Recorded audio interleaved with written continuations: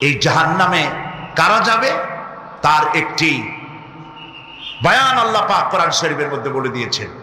একটি আয়াতের মধ্যে আল্লাহ রাব্বুল আলামিন বলেন, আলকিয়া ফি জাহান্নাম কুল্লা কাফফারিন আনিদ মান্নাইন লিল খায়রি মু'তাদিন মুরিব। প্রত্যেক অস্বীকারীকে জাহান্নামে যেতে হবে।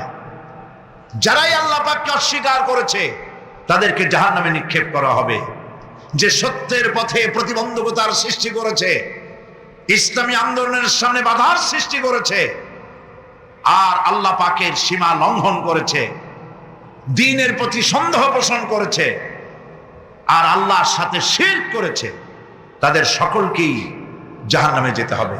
নাউযুবিল্লাহি মিন যালিক। আল্লাহ পাক এর থেকে আমাদেরকে হেফাজত করুন। আমরা বলি আমিন।